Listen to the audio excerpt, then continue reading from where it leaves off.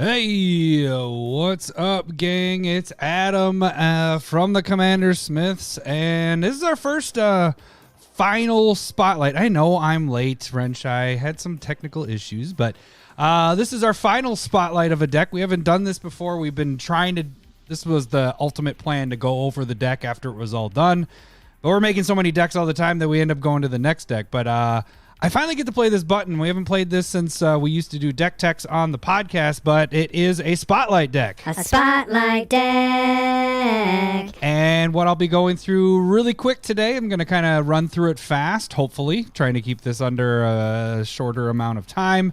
But I am going to run this through with going through the whole spotlight. It is Tom Bombadil, but it's a Voltron style. So I'll say from the building this deck, it might be one of my most complicated decks to run, and that's just Goldfishing it. So we'll see how all this runs when I'm actually in person. But with all the counters from the sagas, and you're removing counters and adding counters on, it's kind of gets layered. So this, I wouldn't say if you're looking at building a Tom Bombadil deck, unless you just wanted to like, hey, play sagas, blah, blah, blah, blah, blah, have fun with that. That's cool. But if you're trying to make it a competitive deck, it is very complicated. But probably one of the most complicated decks I've put together. So, but the other part about it is like Tom's cool because you get the sagas out, and when they hit their final stage, you go through your deck until you find another saga and you put it into play. And he has built-in protection on him with the indestructible and hexproof if the sagas have 4 or more counters on them. The key is being able to add counters when you want to and remove counters, because there is a little leeway there that when you add that last saga counter, it doesn't get sacrificed right away. The ability takes place, and in that time, if you have other things out there to remove your counters, you can keep the saga there and it doesn't go away, but you still get the ability of Tom Bombadil here. So as you can see, we have the 5, Wooburg here: white, blue, black, red, green. And as long as you have 4 more counters on him, or on sagas, he gains hexproof and indestructible. And then when you hit your final chapter of an ability on your saga, you reveal cards until you hit another saga. So yes, sagas are the main idea. I have about 20 of them. I think it's like 19 or 20 of them. But the thing is how do you win with that? The sagas aren't going to win you the game. They're going to control the board quite a bit, but they're not going to win you the game. So you have to have an alternative. Are you going to go...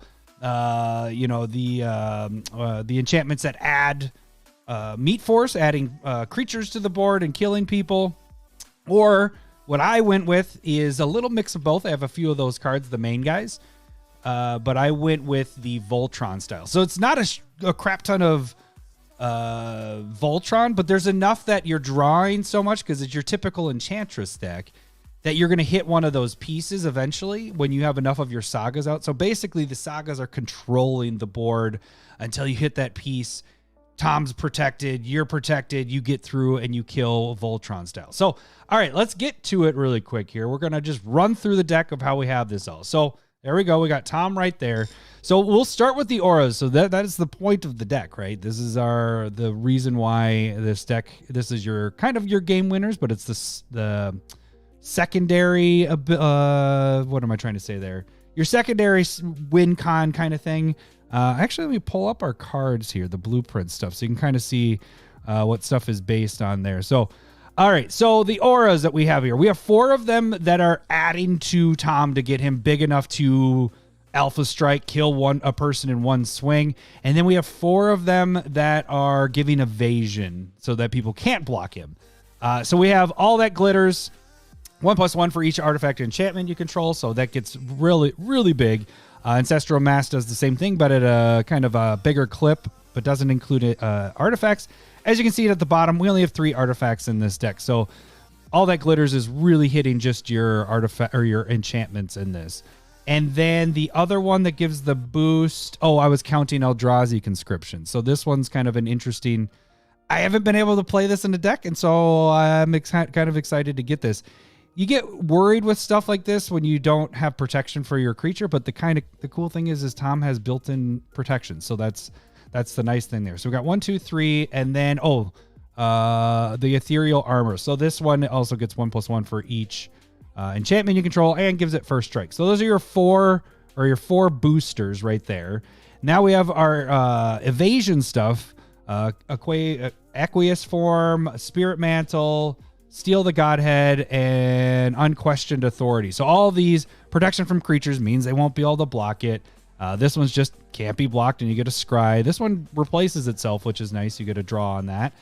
Spirit mantle, again, protection from creatures, and then unblockable and lifelink. Now, if Tom's really big, this one's really, really good. It gives you that lifelink and unblockable. He's all the colors that you need for that. So that is your auras. These are what you eventually get to. You don't put them on Tom right away. You wait, you get your sagas out, you make sure Tom's protected, you feel comfortable with it. Then you drop this and you start just taking out players one after another.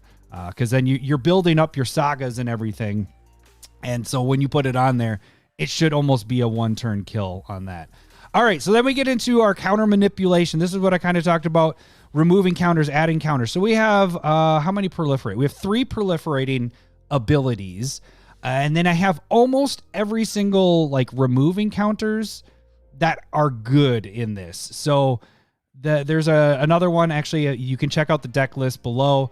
But there is one in the sideboard that goes at sorcery speed that removes counters. I don't like that because you want to be able to do stuff on other people's turns, especially if you're proliferating. So these are going to proliferate. You're going to be able to choose which sagas you can do. Your saga does its ability, and then you proliferate. You hit another ability, and maybe hit that final chapter and get another saga. Remove the counter if you have any of these other guys out there. Hex Parasite's amazing for this because you basically can spend life and tap 1, and then you get to remove a counter and make your saga stay there. Power Conduit's really cool because then you can take a counter off of it and put a 1/1 counter on Tom or another creature. So this one's really, really good, and it just got printed. I think it was in the Commander decks of New Capenna, so they have a new printing of this one. This one is like an all-star in this. Like, I think this is under the radar because you need ramp. And the cool thing is you're removing a counter from a permanent. At the very least, you're going to get a plains card. Plains, not basic plains. You're getting a plains card. And then you're putting it into your hand. If you have less mana out, you go right in directly into play. So this one is just, it has it built in on itself, but you're removing counters from your sagas.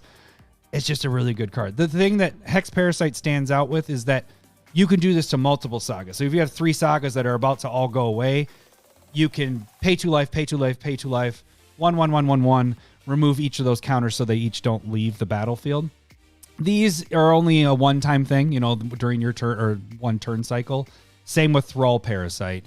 So that's removing a counter. And then the last thing is that Staff of Completion has the proliferation on it. It also is a mono rock in a way and has draw. It has a bunch of abilities on this. And in this deck, it's really good for that. So our Day of Dragons game winners, we already talked about 3 of them. The other one that is kind of under the radar is Jin Gataxias. So yeah, this one isn't a saga, but when it flips, it's a saga.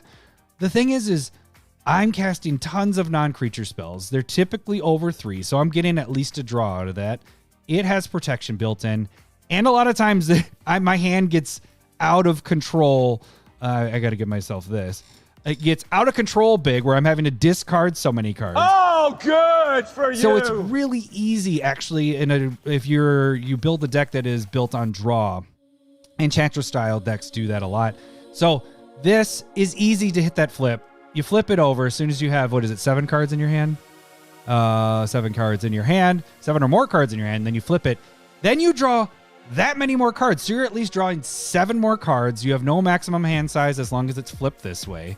And then basically you bounce everything to everybody's hands, because unless they have Phyrexian out, it hits your stuff too.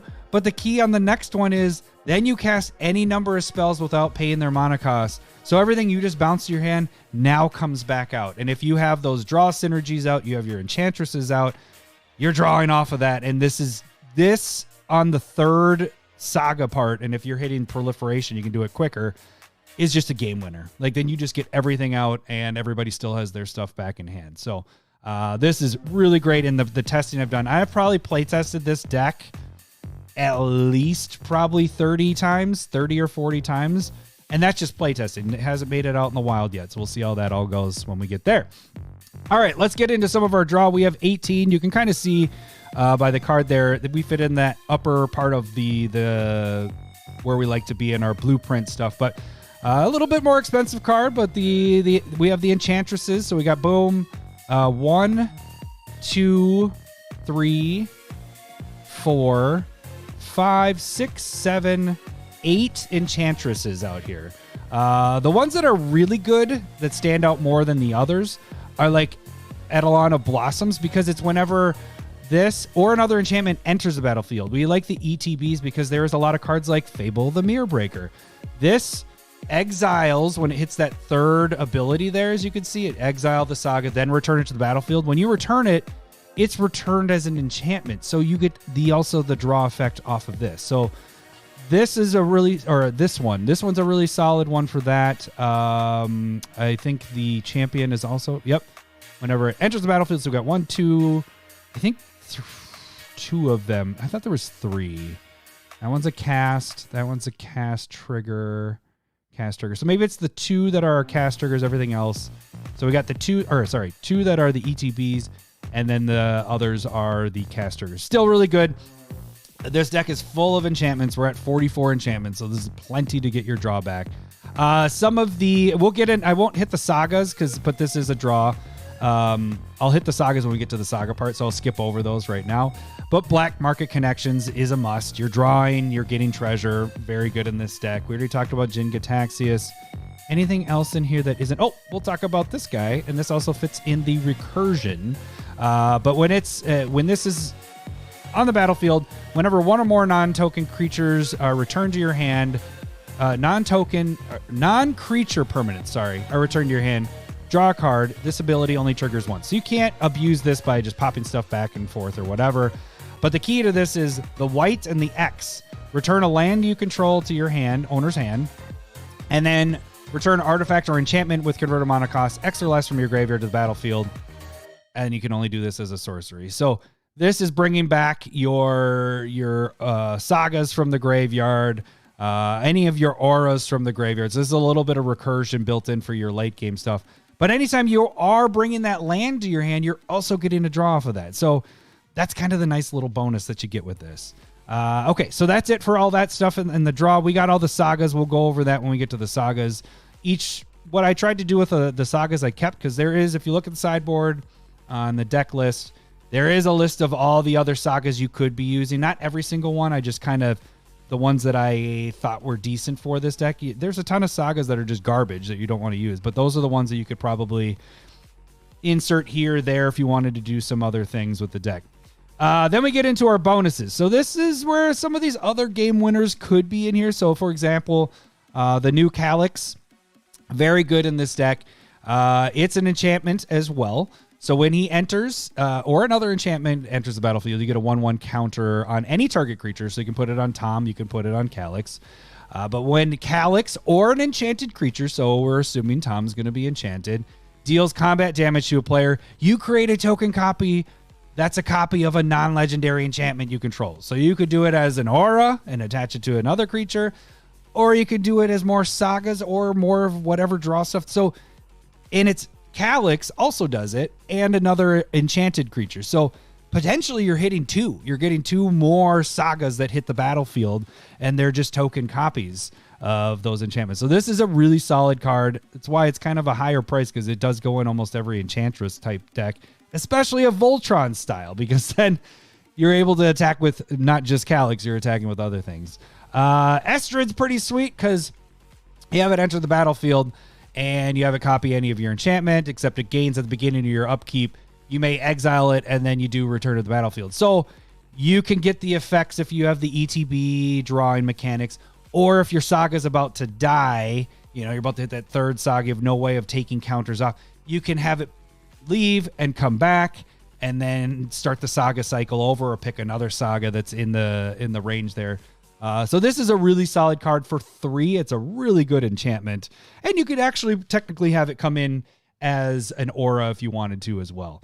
Historian's Boon, this is pretty sweet because when this enters, you at least get a 1/1 out of it. Every time you're making enchantments, you're getting a creature.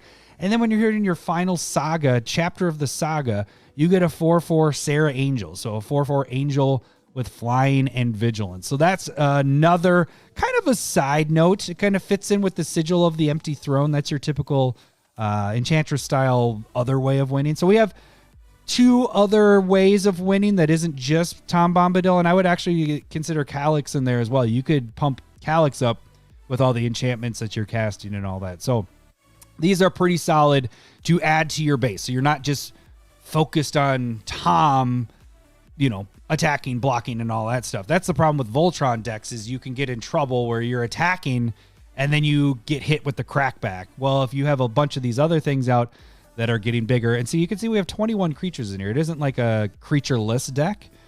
We have quite a bit in here, but adding these in there can really just get your board going crazy.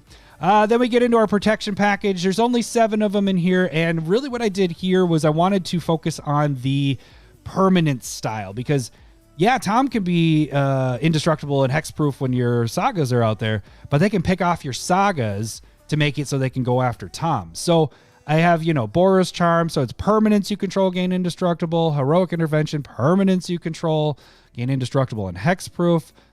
Privileged Position, haven't used this card in a long time, but this fits perfect in here because we get the hexproof. There is a card in here, not in here, that's in the sideboard, but I'll show you really quick. But I wanted to mention, because you're probably thinking it. Sterling Grove, the problem is it gives your sagas Shroud. So if we're wanting to manipulate our sagas, you can't, because you can't target it with your manipulation, counter manipulation. So I removed that one. It's still a good option because you can remove or sacrifice it and go search for an enchantment, but it just didn't fit in with the style of deck that I was building here. So privileged position, sphere of safety, people aren't going to attack you there, so you don't have to worry about having a bunch of other creatures if you have enough enchantments out there not attacking. We already talked about Spear Mantle. Teferi's Protection, that's it's kind of like the indestructible and hexproof with your Heroic Intervention and Boros Charm, but it's you and everything. Teferi's Protection is always good. So this is one of the staples that is in here. I took out a lot of staples, as you'll see. Like there isn't a Soul Ring, which you'll see in a little bit. Now we already did Unquestioned Authority. I'm seeing you guys type there, but I didn't. I'm trying to get it done in a quick time, so it's not a very long video. So if I'm not answering what you're saying there, it's because that's why. All right, so we get into our ramp, rocks, and dorks in this. And in this, I'm still not going to talk about the sagas, so we're just going to go through the ones that I haven't talked about. One of the very few cards that I didn't, there's 2 in here that are creatures that aren't enchantments, and this is one of them, Bloom Tender. Because we're dealing with 5 colors, this is an almost automatic add. Same with Fairburrow Elder, does a similar thing. So these are really, really solid in this. You won't get a bonus off the draw, off a drop in these, but you're going to have these tap for most of the time 3 to 5 mana. If you have your commander out, 5 right away. Dryad of the Elysian Grove gives you an additional land drop and, helps. It's also an enchantment, so that's why this one stayed in here. Font of Fertility, so this is how I'm getting my ramp in here. As you notice, this is where the Soul Rings, your Arcane Signets, everything would be in this little section, but they're not, because I'm going theme and actually doing a lot of the play testing. This actually worked out pretty well. This is not a very, fast deck. You don't expect to CEDH win on turn 4 or 5 or whatever, but it ramps, and once it gets going, you're getting enough, the engine starts moving, and then it's almost like an unstoppable engine at that point. Then we have Omen of the Hunt, which is nice. You go search for basic land, and you put it on battlefield tapped, so it's kind of like your Kodama's Reach type of thing, but it's an enchantment form and at flash speed, so you're getting the draw effect from that. Path of the World Tree. So this one, you're getting a basic land and revealing it and put it into your hand. So it hits off of 2, goes into your hand if you're behind on your land drops. Sanctum Weaver, also an enchantment. Add mana for the number of enchantments you have out. Smothering Tithe, yes, we need that. And I went with this staple because I do need ramp, and it fits with the theme of the 5 color stuff. So I didn't do your typical Mystic Remora or your Ristic Study. I did have them in there. They are I think they might be in the sideboard. I might have taken those out because those, yes, would be good in here. They are enchantments, But I'm not as, this deck draws a lot. I'm more on the mana. I need to be able to cast as much as I can. So I kept Smothering Tithe in here to help me with that. And because my commander's 5 color, the treasures help more than the drawing, because I have, like you said, there's 8 other draw mechanics off of enchantment. So I don't need all the other stuff. Then the rest we've already talked about, or our sagas, and we'll get to the sagas in a second. Removal, we have 8 removal, and recursion is built in with that one we talked about earlier, and one of the sagas, the Kami War. Really, where it is, it's the flip side. As you can see, when it attacks, defending player chooses a non-land card from your graveyard, return that card to your hand, and then this gets bigger. So this is kind of like once you hit that final stage of the saga, then you got recursion built in it. So not a ton of recursion, but the funny thing is, I had Firmer, and I'll show you that one too. This gal, Firmer Enchantress, my stuff doesn't hit the graveyard because of that counter manipulation. A lot of my sagas sit there. Now, of course, we're going to get removal, and that would happen more when I'm in a 4-person game. But in the testing, my stuff didn't hit the graveyard that often. So this became almost useless. And I had enough other draw engines going on by casting my enchantments that this was negligent. But it could be in your deck. If you're building a saga deck, you might want yours to go to the graveyard. This one, I was trying to keep them around. You could remove that package completely, and it'd be a different kind of deck. So removal. So we got 1, 2, 3, 4, 5, 6, 7 removal sagas and 1 non-saga there. So everything in my removal is based on my sagas. As you can see, each one of these does that. We'll go over that in a second. But Doomwake Giant, every time you cast, when it enters or another enchantment enters, so it's an ETB, not cast, all your opponent's creatures get -1/-1. So at the very least, when this enters, they're getting -1/-1. Now, if we're having more sagas and we're using Tom Bombadil's ability, you can probably get the board down -3, -4, maybe -5 in a turn if you're really late game stuff. So this is a solid card in there, and it's an enchantment. So that also fits in with the theme and allows you to draw if you have your other stuff out. Okay, so now let's get to what is this deck? The sagas. This is your main theme of the deck. The Voltron is the side theme. That's how you win the game. It almost could be considered that is the Day of Dragons game winner, just that whole section. But this is your main idea. This is what you're having to get stuff out. And let's just go over the sagas that I decided to stick with. I'll kind of say why I kept them. And I will try to pronounce them. I should probably have the button ready that pronouncing stuff. But okay, so we have Arnie Slays the Troll. So it's only a 2-drop saga. It has removal because I consider the fighting. Now, if Tom is indestructible, you could pretty much kill anything that's on the board, or, Tom won't die. But also, Tom's going to be getting bigger with all the other stuff. So I kind of consider this the removal. It does give you a mana in the second saga part, and adding to Tom getting bigger. And then a little bit of life gain on there. For a 2-drop saga, that's actually really good for this saga. All right, the next one is removal. So this one is destroy target non-land permanent. An opponent controls. Then it also has ramp because you're going to search for a forest card. Again, you can get duels, you can get triumphs, you can get shocks. Anything that says forest, because it does not say basic. So that's really nice. And then creatures you control gain death touch on turn. That's whatever. It could be good, but that's negligent of what we're doing here. But that's a really solid one because we have removal and ramp on the same saga. So I like that. All right, the next one is Birth of Imperium. This one gives you tokens, so we get a little bit of a meat force. Then it's making people sacrifice, so it's a little bit of removal. And then it has draw built in onto it for each person that you have more creatures than. And this isn't a creatureless deck. It's not your typical Voltron. You draw 2 cards for each opponent who has fewer creatures than you. So let's just say you might hit, even if you hit just 1, you're drawing 2 cards off of that. If you have 2, you're drawing 4, so on and so forth. This is a really solid card. I had in there the other one from the Warhammer, but that one just didn't do enough. This one actually gives you stuff, takes stuff away, and draws you cards in the end. So this one I think is a very solid add into here. We were talking about Estrid. Fable the Mirror Breakers, just an awesome saga. The flip side, you could flip it over, create a token copy. We could do more Enchantress if you wanted to draw more stuff. Again, when it flips over, if you have the ETB Enchantresses, you're going to draw. But adding that token, the Goblin token. Now, reminder, if you do the first level and you have your other remove token counters on there, when you go to your next upkeep, you can remove that counter before you're putting a counter on, so then that first one hits again. So you can do the first one again. That's the best one in my opinion. Getting that 2/2 that creates treasure tokens is really solid. This is why this card is now a $33 card. It's just a ridiculously good card in a non-saga deck. You know, just in general, it's a really good card. I have it in almost every single one of my red decks, and of course, it had to make it in here. There is one surprise that I will have to talk about when I get to the lands, because there's a land that I do not have in here, and I will explain when we get there. Jugon defends the temple. I think that's how you say it. This one gives you a ramp with that monk, adds counters, and then its flip side. What is the flip side again? It gets bigger if you have more modified. So that part, it doesn't really matter, but you are getting a monk that taps for green. So that's kind of nice off of a 3-drop there. This one is one of our few that have 4 in them. But the first one is Scrying.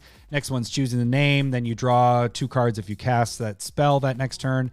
And then looking at the top of each player's library is meh. But this is a 2-drop to kind of draw you. This is more of our draw engine here.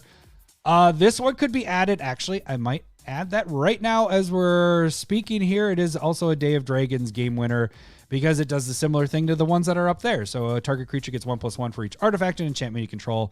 Does it for 2 turns, and then you exile it, and it transforms into a creature that does the same thing. So this one's really solid in this deck. Fits perfectly what we're doing.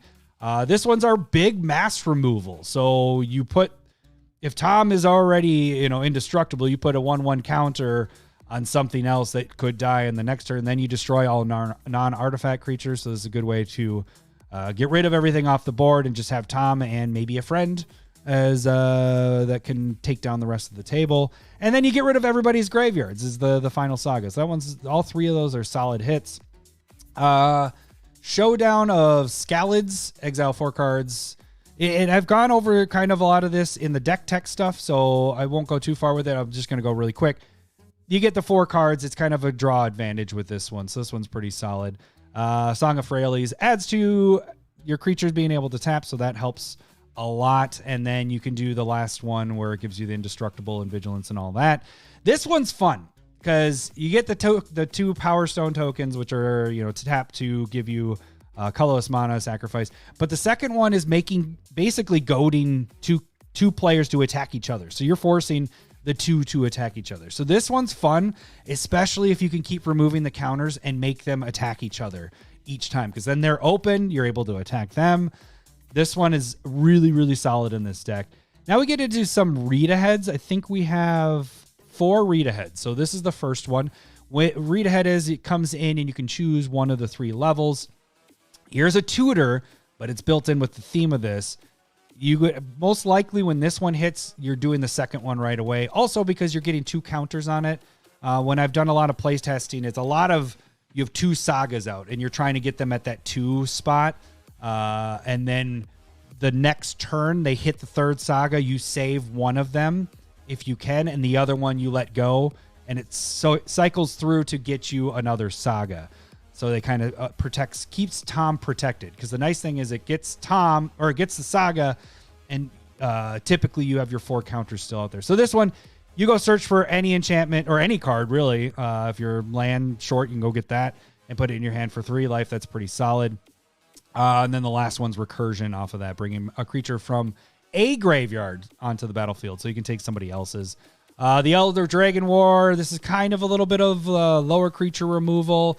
Also draw and a dragon. The read ahead part is why it's pretty solid here. If you really needed to get that to the 2nd level right away to keep Tom protected, this one's really solid for that.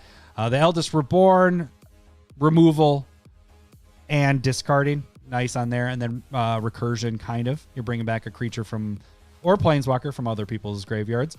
And then we have another 4-level saga. This one gives you a creature, puts counters on stuff, draws you cards, gives you a gold. So it almost hits the whole array of things that you want to do. And then we get into the Longest Reach of Night. The first 2 is each opponent sacrifices a creature or discards. And then the flip side, I don't really want to hit the flip on this, but when it attacks, it gets X+O, where X is the number of creature cards in defending player's graveyard. So it could be pretty strong, especially if you've had the board removed. This one can be brutal, especially if you have the counter manipulation of removing counters. So if you don't, you probably are trying to save your own creatures and excluding Tom, because hopefully he's protected with indestructibility. That was kind of the first idea originally when I was putting this deck together, was play a lot of board wipes because he'll have indestructible. And then I went away from that and did this Voltron instead. But if you do have the counter manipulation, you just keep it at 1 and 2, and you just keep phasing out all their creatures. And then they have nothing on board. And then eventually, if you hit the third one, or if they just destroy this, then their creatures come back. But when I was playtesting this, I was like, oh crap, just take a counter away, play something with proliferation, take another away, remove or phase out another creature. So this one's really solid, and it has that read ahead as well. So if you really wanted to get to just wipe the board, you play it and you hit the third one and destroy everybody's creatures. So that one's a nice board wipe built in on a stick, or just single target taken out. And then the last saga, and then we'll get to the lands and kind of wrap things up here. Last saga, ramp built in on it. So we have our Kodama's Reach type 3-drop here. Search for a basic land, put on the battlefield tapped. Then you get a creature if you wanted that. It's really more for that first one. But the last one you can do is it gets X+X trample, or X is the number of basic land among land types you can have. So it could get up to a 5+5. Like really what you're doing is, this was fitting in with my ramp, rocks, and dorks. So those are the sagas I went with. Anytime I hit these, they should be pretty solid. So that's why these are the ones I kept. The ones I'll go through the sideboard stuff in a second here, but let me just go through the lands. So really quick, the lands, all 10 dual lands, I do have those, so that's why I have all 10 of them. Some of you might not have them. Oh, good for you. I would say if you don't have the dual lands, do the shocks and replace for the duals, because having that option to have it come into play untapped is what you need. I think that's higher priority than the triomes, which I do have the triomes. There are 5 of them. All of them have green splashed in, because green is my highest, followed by white as my color spectrum here. So I did do 5. Each one has green splashed in on it. And then I also did 5 of the, what did I do? 5 triomes? 1, 2, 3, 4, 5. Yes, 5. And then I also did 5 fetches. I did all the green ones, and then I splashed in Marsh Flats because white was a little bit higher. White and black at the time when I was building. Yeah, so white, black, and blue are pretty similar. So that's why I went with white, black. And then we have Hall of Heliod's Generosity, so we're bringing, that's a little recursion there. Proliferation with Karn's Bastion. Nesting Grounds is kind of a unique one, moving a counter from one to another. So you can remove one saga from dying, put it on another one, hit another level on that saga. So that one's kind of a cool card to have in here. We also have Command Tower. Yes, that gives you every color, so that one's obviously in there. Plaza of Heroes adds a little bit of protection and almost any color there. And then if you want, you could go down to 36 lands. I was debating keeping this in here because it's not your typical Enchantress where it's a white-green. It's, it's 5 colors. So this one's a little bit, it's not as good in this, and it's really expensive. So I understand if you don't want this in there.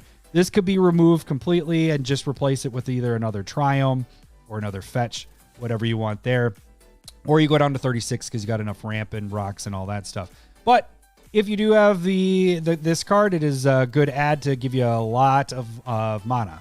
All right, so that is the main deck tech of this. Let me just show you really quick of some of the ones that are really close to making it. You can kind of look at the list in the notes there. But this one added to giving you more tokens, so this one could be in there. So some of these, when I'm playing it in person, if something doesn't work out right, I'm like, oh, this card isn't as good as I thought, I might sub in some things here. So, but then you have all these sagas. Bear Umbra, I was thinking, adds a little bit of protection. That would be cool in the deck. A lot of these I talked about in the deck tech themselves. This one, it was a good note. If your sagas are going to the graveyard, this is a good way to bring them back. Sheoldred didn't make it because I'm really basing on everybody else's graveyards, which probably is going to have, somebody's going to be at 8 cards or more. But it just, the blue one was, or Jin Gataxias is so much more of a game winner. And I know Sheoldred is very good if it gets to the flip side as well. But for now, that one's just not in here. And then here is that Warhammer one that I talked about. It's just the first one doesn't do anything really. Everybody's gaining control of their stuff. Then you draw a card for each creature you get a creature. The last one I don't like because starting with you, each person chooses a creature. Well, if you're already stole creatures, everybody's going to pick your creatures to die. They might not be able to kill Tom, but they're going to try to kill everything else. So that one I was like, it just seems like too much. War in Heaven, if it wasn't triple black, this one would be a little bit more in my wheelhouse. This one could be interesting. You get the 8/8, and then kind of, is it destroying? No, you tap all permanents. People, they don't untap. So it gets you through, but it's 7, so it's a little bit much. Some other ones you could get in Sylvan Library. Oh, here was the one I was going to talk about. Urza's Saga. What? Why didn't this make it in here? The reason why it didn't make it in here is, as you can see, we have 3 artifacts in this whole deck right here. Oh, no, it's instant. Sorry. There's my artifacts. 3 artifacts in this whole deck. So Urza's isn't going to get me anything. And normally you play with your soul rings or your monocrypts or, your shadow spears or whatever. This just doesn't have any of that stuff because I went all enchantment heavy. So this one, surprisingly, even though it's a saga, did not make it in this deck.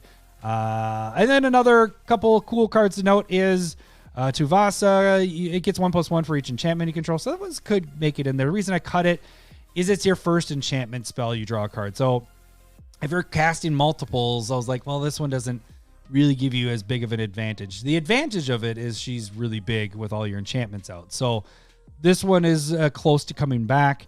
And then the last one I will mention is Weaver of Harmony. So your enchantment creatures get 1+1. We don't care about that. It's the tap in 1, copy target, activated, or triggered ability.